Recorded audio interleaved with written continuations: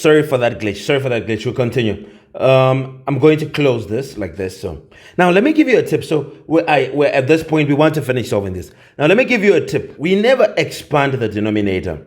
Okay, it's recipe for disaster, because it should cancel with something in the numerator so that we can end up with something simpler. So this is going to be, you say the limit as t goes to 4 of, let's see how I can do this. If I look at what do I have? I'm going to change this 1 over t is o squared, right? So you square it, will be 1 squared is 1 over square root of t, o squared is just t. So it's 1 over t minus 1 over 4, right? And here it's like this, and it's all being divided by t minus 4, multiplying 1 over root t plus half. Okay, so now what am I going to do? Well, I'm going to say now, I'm going to simplify the top, okay, to make it one fraction. Limit as t goes to 4. That's a good one. So I'm going to say, what is this going to be?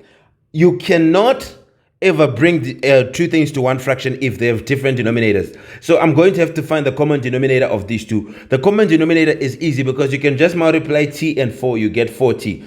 So 4t will be the common denominator of these two. So I'm going to say they're all going to be over 4t.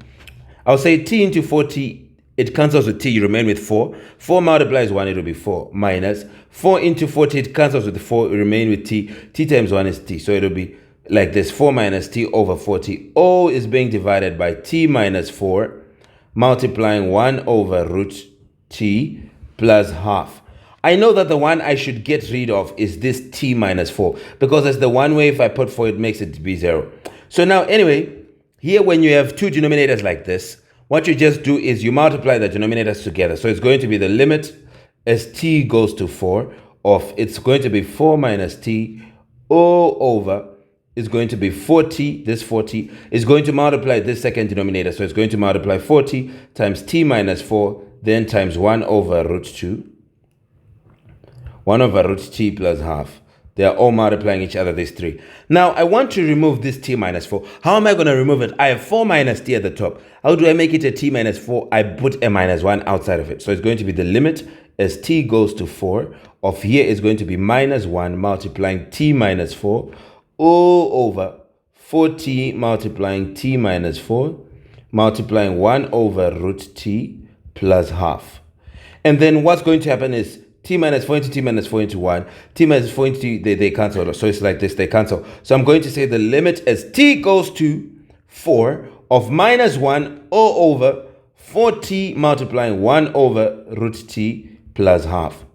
And I can guarantee you that if you put 4 in here, it is not going to be 0. You can try. You put 4, it's going to be 16 and some number. There's nothing that will make it 0. So this is going to be, we now substitute minus 1 over 4 by 4 multiplying 1 over root 4 plus half.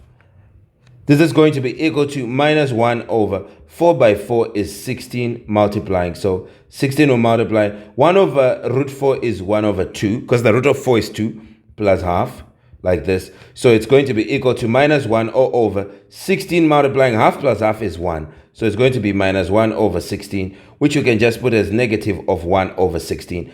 And I am done. This is going to be the final solution to this one. And now we are only left with one more question and we are done. Well done. You've been very good. Now let's do the last one and we are done.